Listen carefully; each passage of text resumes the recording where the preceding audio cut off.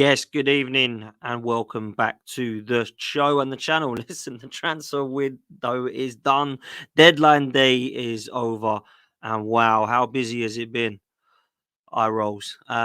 It's been pretty horrendous as far as the Premier League are concerned in most clubs. I will say there's been some that have been fairly busy. Nottingham Forest, West Ham, and even Spurs in the January transfer window, to be fair to them, have actually had some activity, but it hasn't really been the same for many teams. Manchester City, Liverpool, Arsenal, Manchester United. The list really does go on. There hasn't been much movement in terms of incomings or outgoings. Maybe some of the youngsters or some of the players that were on loan have either come back to the club or been recalled or have gone somewhere else. But for most clubs, there's not really been any huge news. And I don't think there's been many surprises along the way, particularly as it comes to deadline day. A lot of the channels and content creators out there are just plodding along as if it's another day. It's basically move on to the weekend fixtures. Big up to everybody that's here already. Big up to Luca. I hope you're well, my bro. Big up to Ian and big up to everybody watching on catch up. Also, I thought what I do is just a little bit of a roundup. Not going to be here too long, probably 10-15 minutes or so. So make sure you do me a favor and like the content, like the video, subscribe to the channel if you're new. And join if you want to become a member. If you do want one of these behind me, make sure you go to GoonerRuss11 on Instagram, message him, tell him you're a Gooner, and he'll sort you one out. Fantastic merchandise. He does them in all colours as well. So make sure you do that. If you do like a bet of the weekend, please make sure you check out in the Patreon Bread and Honey Bets. They've got some amazing tips and bets for this weekend for all football and UFC and boxing. Make sure that you get involved, people, because trust me, they're very good and they've won me some money. So make sure you get involved, people, if you do like a bet. Let's talk football. Let's talk who's gone where. Just going to pick some of them out. I'm not going to go mental about all of them because there's some names that have interested me. There's some names that I'm not too sure of, but also there's some names that I will mention that some people may not have heard much about. So there's some names of some players that have gone to the Premier League, that have come from gone from the Premier League, and we're just going to mention a few clubs that have been busy today. So first of all, the one that I think is probably the biggest bit of news is Fulham signing Broja from Chelsea. It's a loan move. I believe it's £4 million worth of a loan move that Chelsea have decided to sell. Now, I feel that is a bit of a silly move because Chelsea have got nothing up top.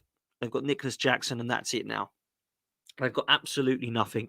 Unless they play Nkunku there, who is seen to some as more of a creative midfielder or perhaps a number 10, but maybe they see him as a centre forward. But only with Nkunku now and Jackson, with a couple of injuries there, a player that's already been injured, I find that a bit of a strange move. And I'm not a massive fan of Broja. I don't think he's an unbelievable centre forward, but I think he causes a lot more havoc and carnage than the likes of Nicholas Jackson. That's my opinion. But he's gone to Fulham. Maybe he will start to show some of the form that he had in Southampton's loan spell that he had there, where he was highlighted as being someone who could potentially be on a move to another club other than Chelsea. And he's got that dream move again, which for him is a good move because it's a centre forward that can actually play now and actually get some game time regularly for Fulham. Fulham are in need of a centre forward. They've only really got Raul Jimenez. So, of course, now they're going to have Broja as well to add to that. And I think he will do some damage. I don't think he's going to get him 10, 15 goals, but I don't think he's a bad player. That's all I'll say. That one was probably one of the ones that would surprise. Bournemouth have done some business. They've gone for, I'm going to read it out correctly, Enes Unal, who is a player who got on loan for the remainder of the season, but he's going to be £14 million. He's going to come in as a centre forward to probably give, I imagine, some form of cover to Dominic Solanke, who's pretty much their only centre forward that you trust in front of goal. So, of course, Bournemouth, who tonight really should have beaten West Ham. They were all over them in terms of peppering their goal. They just could not get it in the back of the net, straight at the keeper or hitting the bar or putting it over, becoming frustrating for them. But Dominic Solanke knows where the net is usually, but they could do with some firepower there. So he's made the move.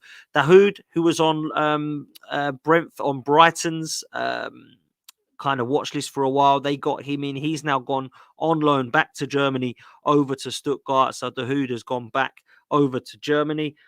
Aston Villa made a signing, £16 million. They obviously signed the Lino Sousa from Arsenal, left back, who I think probably will be a struggle to get in the team with Moreno and Luca Dean at left back. But he's a player that is highly rated, and obviously Unai Emery thinks he can get the best out of him. But they also signed Morgan Rogers for £16 million from Middlesbrough, which they see as an exciting signing, and Unai Emery will look to add some quality there in his wide areas to the likes of Jacob Ramsey, Diaby, Leon Bailey, and of course they've got Zaniolo as well. They've got McGinn, who kind of plays in that left wing type role. They play a little bit different system at the moment where they've got more of a diamond four and they have two up top in either Diaby and Watkins or Bailey and Watkins. So I feel that could be a good signing for them. I haven't seen much about him, but I hear he's a talent. So that's a player they'll definitely look at getting the most out of. Tottenham have made a signing, 17-year-old. He's actually 18 tomorrow. Swedish talent, massive ceiling. Lucas Bergvall. I hope I'm saying that right. A guy on my channel earlier on a Garnley Judges channel I was with literally just said that they think they have actually got a really good talent here. And there's a Swedish guy who said that he is the best they've seen as a youngster since Zlatan Ibrahimovic. Now, listen, if he's half as good as him, Tottenham have got a hell of a player, let's just say. So, listen, Spurs have had a fairly good window, to be fair to them. Dragishin coming in. They've obviously got this guy, Bergvall. Timo Werner's not an exciting signing, to be fair, but he's given them a little bit more of what they need up top. And who knows, he could be a hit in the end of the season. We don't want to laugh at it too loud just yet, do we? But they've had an okay window in comparison to some of the others.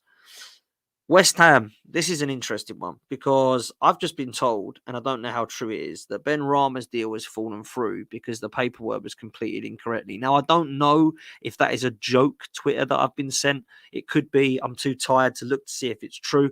But Benrahma was looked to have gone to Lyon. And it looks like if it is true, maybe someone can look it up for me, that it might have fallen through. The Pablo Fornals one I don't think has gone through either because he was at the game tonight and I don't think he went to Betis in the end. They were looking at potentially agreeing a £7 million move. And I just think it's weird that West Ham would do that without signing anybody in their replacement.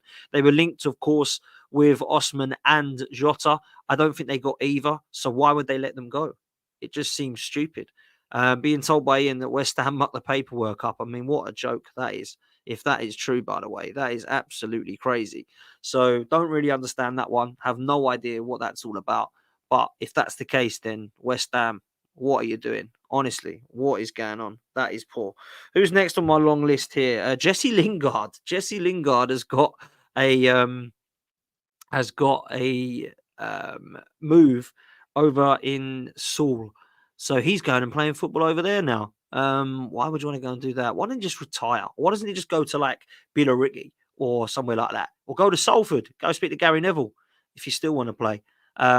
Crazy move. But Lingard still wants to play football. So he's got to move over in China. So fair play to him if that's what he wants to do.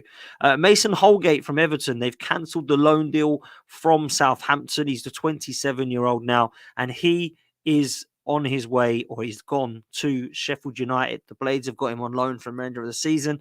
Mason Holgate, they obviously need some time to sort out their centre-back situation. And they've got Mason Holgate in, who, let's be real, is a Premier League proven player, but one that I don't think sets the world alight. Apparently, Romano has confirmed it. The Benrahma deal is off. Leon are appealing it to FIFA. I mean, wow, Brooksy in the chat, what's happening with your club there, West Ham? What are they doing? They've messed the paperwork up. It's all gone tits up, and now they're pissed off. And it looks like Pablo Fornals, if I'm not mistaken, is staying as well. So it looks like Benrahma and Fornals are both going to be playing for West Ham for the remainder of the season, unless I've missed something, and maybe they'll go elsewhere if there's another window still open, but it won't be in this one. Mangala has gone from Forest. Forest have actually looked to do some business actually in a couple of positions, but Mangala is one that they have lost to Lyon. Obviously, they've been in problems with their financial fair play and the profit and sustainability rules, and they've had to look to try to move players on. But for me, a good player and one that I thought played quite well for Forest, to be fair. Saw him last night, 2 nights ago against Arsenal as well. Puts his foot in, gets stuck in. And I think Forest will miss a player like that, to be fair. But he's gone to Lyon, and that will be him away from Forest. But what Forest have done is one of two things. They tried from what we believe, to go for Chuba Akpom over at Ajax. Now, I know that he was really good for Middlesbrough, should I say, last season. He went over to Ajax and got his move. But now it looks as though that's not been able to be possible. So they have got the first signing, 18-year-old loan player, Ribeiro from Sporting Lisbon. Obviously, it's a Nuno Santos signing. It's his first signing. So it's going to be interesting to see what he can get out of him. Listen, he's a good manager. He's not an outstanding manager, in my opinion, but he has got the best out of some of the players, particularly when he was at Wolves. So let's see what he can do at Forest. 4 now, as we mentioned. The only other two really that I thought were worth mentioning. One has actually gone to the Championship, which I think is a very good signing. And a team that I actually think will do well this season, and I pray they go up because they're fairly local to me. I'm an Essex boy, and Ipswich is pretty much the next county along from me in Suffolk. So I hope the Ipswich Town go up. And they have signed Kiefer Moore from Bournemouth, who, to be fair, is an absolute chaotic nuisance in the box, about 6'7" or 6'8" monster, and I think he will definitely help Ipswich Town with some goals in aerial threat in the air. And he's gone over there for the remainder of the season on loan. Obviously, Bournemouth, I said earlier, have brought in a centre forward, which I actually think is a good signing for Ipswich Town. So we'll see how he does in the Championship. He's obviously used to that level and he's played at that level before. So let's see how he does there. And last but not least, Crystal Palace have signed Adam Wharton for £18 million from Blackburn, who is very highly rated, actually. He's got a very high ceiling. And Crystal Palace need a little bit of a lift, man. I can see Jack Ramsey in the chat, obviously, as a Palace fan. Listen, Eze and Elise are top. Like, I'm a big fan of Eze and Elise, and I think if anybody takes them away from Palace, they'll get two fantastic talents. And maybe they're looking at that and thinking that Adam Wharton can be one of the guys to come in and try to give him a little bit of flair and threat. I don't look at Crystal Palace going forward yet and think, wow, other than Eze and Elise. I just think they're missing that killer centre forward. I think Mateta can do a job. Jordan Ayew can do a job. But doing a job and actually putting the ball in the back of the net are two very different things. I don't think Will Hughes or Jeffrey Schlupp really feel anyone with any sort of threat or worry when they're running the ball at them. So I think for me, Eze and Elise are the two that most top six teams would take out of Palace. Probably Anderson and Mark Guehi as well. I think Tariq Mitchell's a very good left back. But other than that, I'm not too sure Palace have got much that I'm too jealous of, to be fair. I think Doucouré is a very good centre midfielder, if I'm honest. And I think him and Lerma have definitely got a connection where when they're playing together, they'll be very dominant in that midfield. But for Palace, I think they're crying out for a centre forward. Right back, they finally got now as well, I believe. Maybe you can let me know, Jack, in the chat about what they've done at right back. They did sign one, and it probably means that Roy Hodgson will probably play Nathaniel Kleins and Joel Ward still, knowing him. But you have got another right back as well. So Palace need a centre forward, man, big time. I don't know where if they get it from. I don't know who. Maybe they could have looked to try and do something for Callum Wilson. I don't know, somebody like that, if he was somebody that we were looking at Newcastle were looking at selling.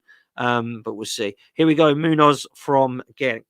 Excuse me. So he's the right back that you've got as well. Listen, there's been some other news. There's been some other bits and pieces. Probably players that no one's ever heard of that have gone youth system-wise. For example, Arsenal have sold Sego Jr. on loan to Swansea for the season. Nobody really knows who that is. Lino Sousa, no one really knew he went to Aston Villa. So there has been stuff happening. You're going to have to check it, guys. There'll be tomorrow or later on, there'll be a list of all the activity that's happened. And I bet you'll be surprised that your club have even done anything at all. And you'll be like, oh, who's that player? Didn't even know that he'd gone. So listen, I wanted to do a bit of a roundup. There's some of the names that have gone today. No massive news, no huge drama, no massive one. The Jadon Sancho back to loan at Dortmund is probably the biggest signing of the transfer window. And maybe I've even forgotten one, but that's how insignificant this window has been. It really has been quite crazy. I'm not going to even do a rating for each team because hardly anyone's done anything. And normally I say who's had the best window, the worst window. We can't even do that. Some teams have not done anything. I would say that Tottenham and West Ham have been active. Chelsea have been fairly active with in and outs. Palace have obviously done something last minute in the last couple of days. But other than that, everyone's been pretty stalemate, haven't they? Because it's been really hard for people to actually get involved because of the profit and sustainability situation. So rather than rules have been implemented, everyone's been stumped. And I just think it's really frustrating for teams because actually they've kind of we always enjoy it, don't we, to try and look at how we can strengthen and how we can maximize windows. And We've had the last three January transfer windows, as far as Arsenal are concerned, have been absolutely pitiful. This one we've signed nobody. The last one we signed Jorginho and Trossard, which wasn't enough to win us the league. The season before that, we signed nobody, but we got rid of Aubameyang and didn't replace him. So January windows for Arsenal may as well just be called January. It's just become pathetic, if I'm honest with you. But we're hearing that there's rumours in the summer that Arsenal are going to go big. Arsenal are going to go big with a striker. Arsenal are going to revamp their midfield. Arsenal are going to go and get the centre-back that can cover for Saliba. They're going to go and get Saka cover. Those 4 positions are needed. Absolutely, for sure. But Arsenal without firepower up top this season, I don't think it's going to win us a trophy. The Champions League is looking unlikely. Premier League looking even more unlikely, I would say. So for Arsenal right now, it's about trying to win at the weekend. And I'm not going to make this show about Arsenal, but we need to win that game at the weekend if we were anywhere thinking about trying to be serious about going for a title push. So that's where I'm at. Listen, people, we're going to leave it there. Big up to all of you. Make sure you do me a favor. Make sure you like this video. Please make sure you subscribe to the channel. We are so close to 16K. It is incredible. So please make sure that you go and hit that subscribe button and take us to our next target, which is 20K. If you do want one of these behind me, what arm? Their arm. There it is over there. This canvas. Then please make sure you go to Gunnar Russ 11, and please make sure that you go over to Bread and Honey Bets as well. Links are in the description. Take it easy, people. Deadline day is over, and that means I'm out. Take it easy. Peace.